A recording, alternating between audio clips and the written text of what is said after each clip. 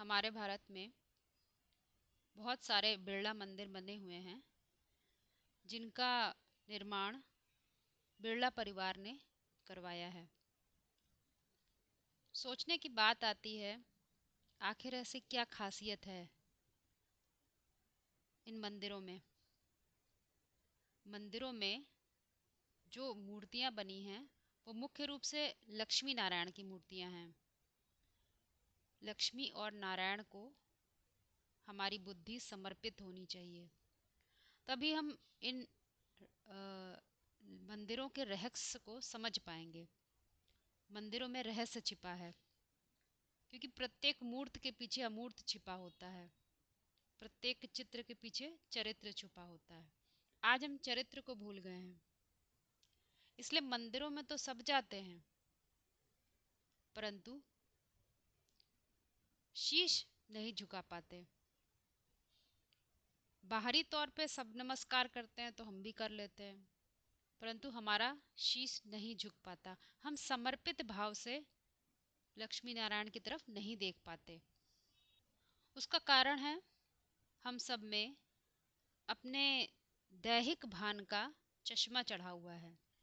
अब जैसा चश्मा चढ़ा होगा हमें चीज़ें वैसे ही दिखाई देती हैं। अलग अलग विषयों में भटकते भटकते हमारी बुद्धि खंडित हो गई है। हम खंड खंड करके चीज़ों को देखना जानते हैं, समग्र रूप से देखना नहीं आता। उदाहरण के लिए, आप आज हॉस्पिटल जाइए तो वहाँ पर भी हर चीज़ के डॉक्टर अलग अलग मिलेंगे। अलग अलग विभाग, अलग अलग डिपार्टमेंट बने हैं। कॉलेजेस में भी अलग अलग डिपार्टमेंट हैं।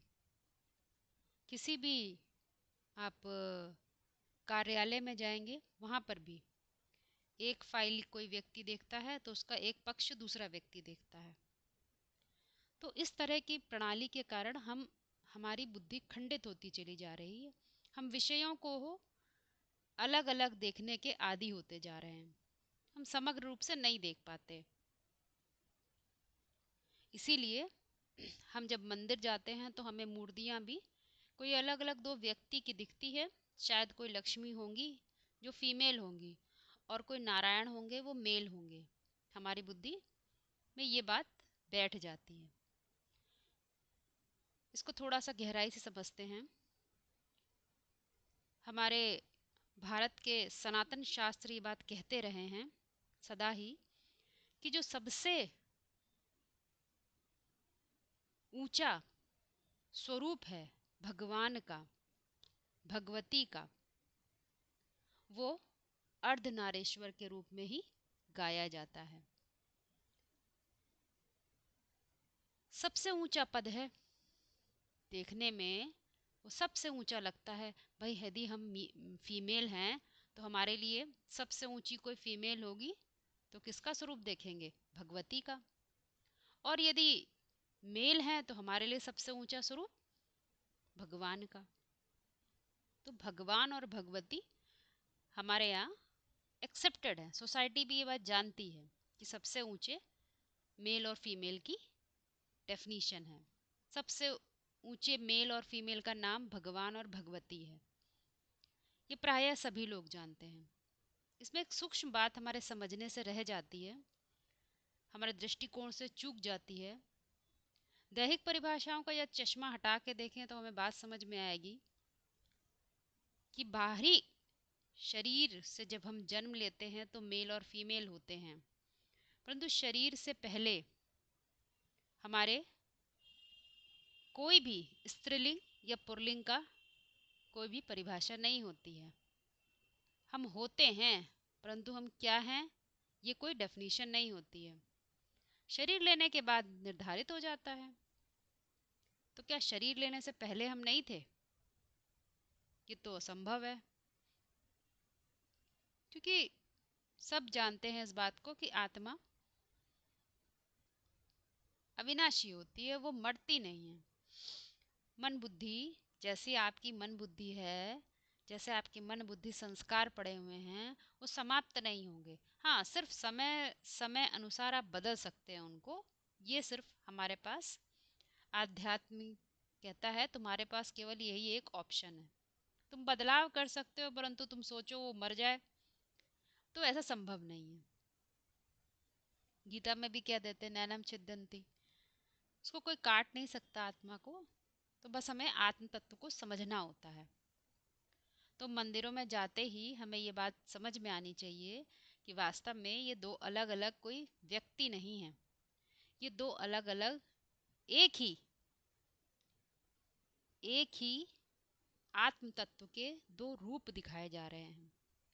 एक रूप है पुरुष रूप और एक है प्रकृति का रूप। हमारे अंदर भी दोनों ही, जब हम जन्म लेते हैं तो मनुष्य के अंदर दोनों ही क्षमताएं होती है, वो पुरुष भी बन सकता है और स्त्री का। थोड़ी बहुत सेटिंग होने के कारण, क्रोमोसोम्स की जो सेटिंग होती है उसकी वजह से हम शरीर से अलग अलग हो जाते हैं।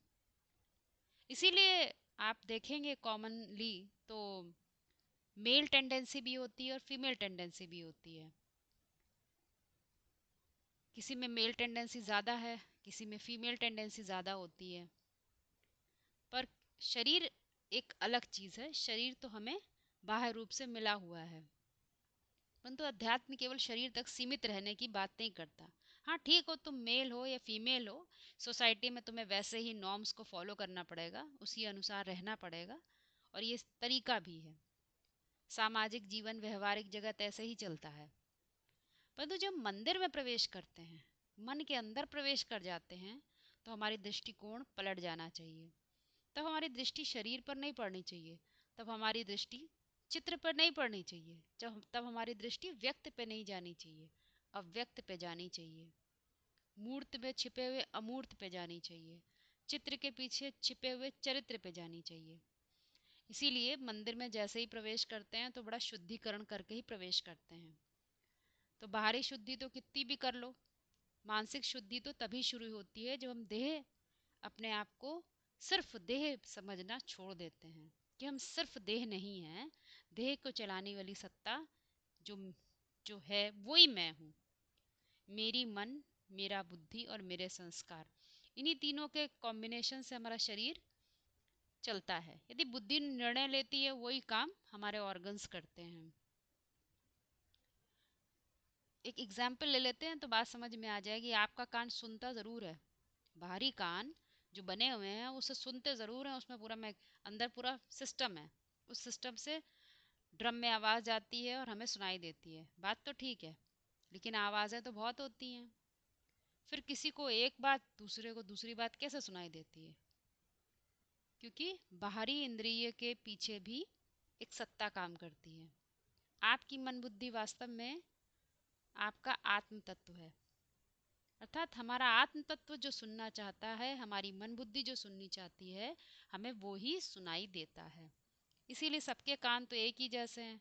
मशीनरी लाइक सबकी बराबर ही है, एक ही जैसी है, परंतु फिर भी सबके पास ईयर ड्रम है, लेकिन सबको एक जैसी आवाज़ सुनाई नहीं देती है, सबको एक जैसी बात समझ में नहीं आती है। चलिए, बात चल रही थी लक्ष्मी और नारायण की। मन के अंदर प्रवेश करते ही हमें दिखना चाहिए कि हमारी मेल वृत्ति और हमारी फीमेल वृत्ति की बात के चरित्र दिखाए जा रहे हैं। हमारे अंदर दोनों प्रकार की वृत्ति हैं, एक नारायण नाम दिया गया है और एक लक्ष्मी नाम दिया गया है।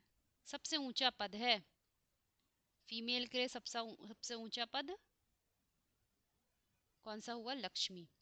अर्थात जो हमारे अंदर फेमिनिज्म है, प्रकृति तत्व है, उसको लिए सबसे ऊंचा जो पद है, सबसे ऊंचाई है, उसको हम लक्ष्मी नाम देते हैं।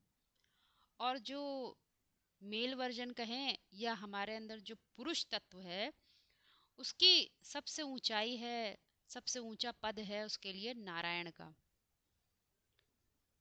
नारायण के लिए शास्त्रों में एक बात कह देते हैं कि नारायण की कभी ग्लानि नहीं होती है, उसकी कोई बुराई कभी कर ही नहीं सकता, क्योंकि परफेक्ट की को कहाँ कोई कंप्लेन कर सकता है, उसकी कोई बुराई नहीं कर सकता, ग्लानि नहीं कर सकता। इसीलिए Narayan is the perfect definition of पुरुष तत्व। एक बार हम मंदिर के अंदर प्रवेश करने पर लक्ष्मी और नारायण के चरित्र को समझने लग जाएं तो हमारी मानसिक परिवर्तन की प्रक्रिया आरंभ हो सकती है। लक्ष्मी नारायण की मूर्तियों में एक खास बात और है, उनमें किसी प्रकार का भी दैहिक आकर्षण नहीं दिखता। दैहिक आकर्षण, क्योंकि वो हाथ और पैर और इंद्रियों से कोई भी भाव प्रकट नहीं करते।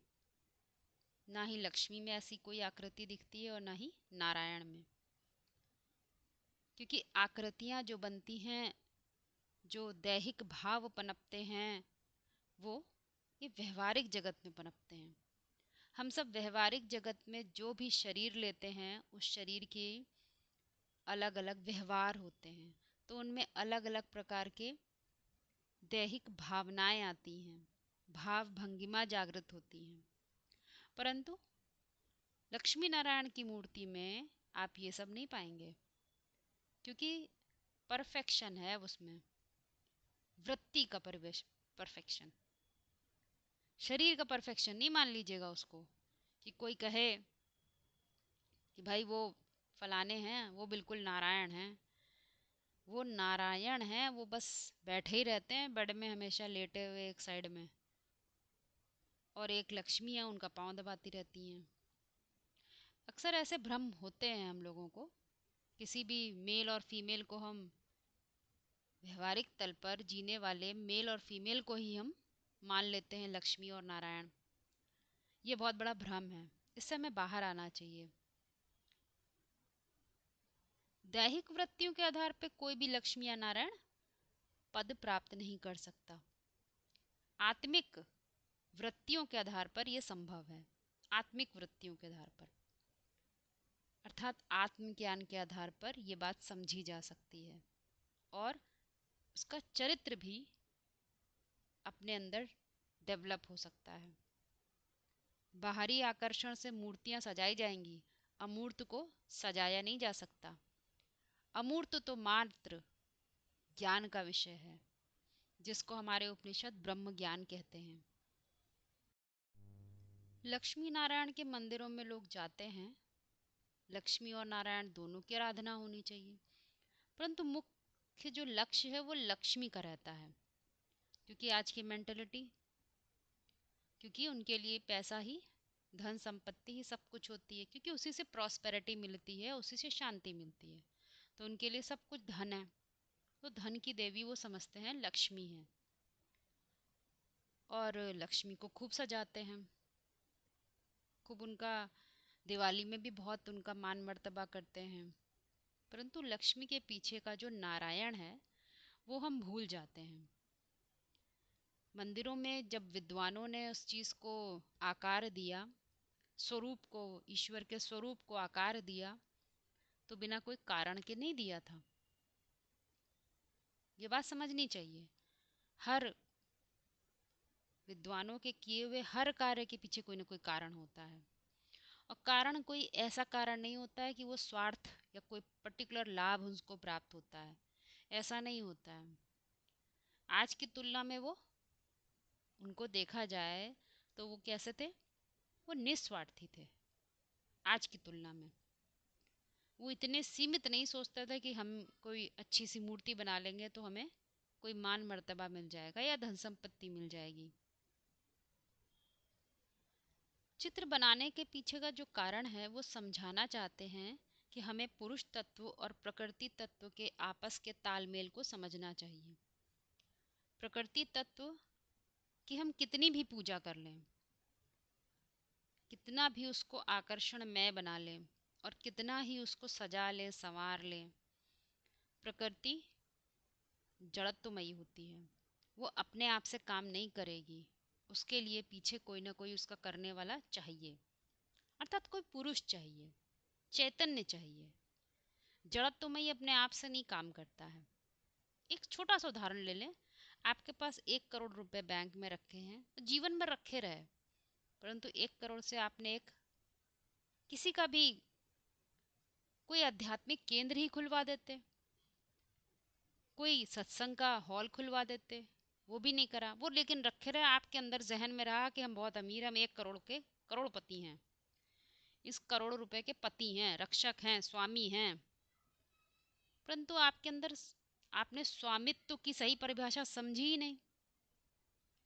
परिभाषा समझी नहीं। अध्यात्म जानते तो आप समझ जाते स्वामित्व की परिभाषा क्या होती है। आपकी अपनी परिभाषा बनने से तो कोई करोड़पति हो नहीं जाता। आप अपनी परिभाषा से कुछ भी बना लो तो साबित नहीं होता है। तो 1 करोड़ रुपया आपका जो धन था वो तो जड़त्व में ही रहा, एक्टिव तो हो ही नहीं पाया। दुनिया में भी एक्टिव करने के लिए करते हैं कि वो भाई म्यूचुअल फंड में डाल दो बढ़ जाएगा, शेयर मार्केट में लगा दो तो दुगना हो जाएगा, तिगुना हो जाएगा। ये करते हैं, रेगुलेट करते हैं मनी को। तो यहाँ वो समझने की बात है कि अध्यात्म कहता है जो वो जड़त्वमयी है धन।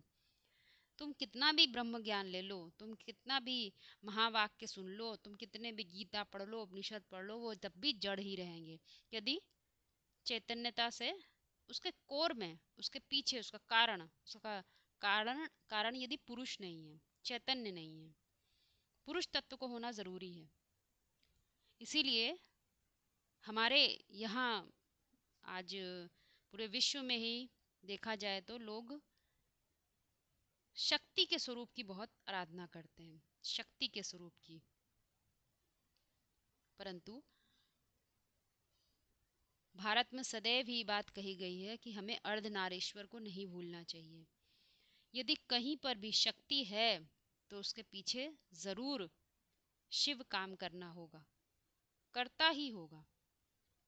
शिव अर्थात परम सत्य, अर्थात अखूट सत्य का भंडार, वो काम कर रहा है। चैतन्य है तुम्हारे अंदर, उसकी चैतन्यता में तुम जी रहे हो तो शक्ति खिंचकर आती है।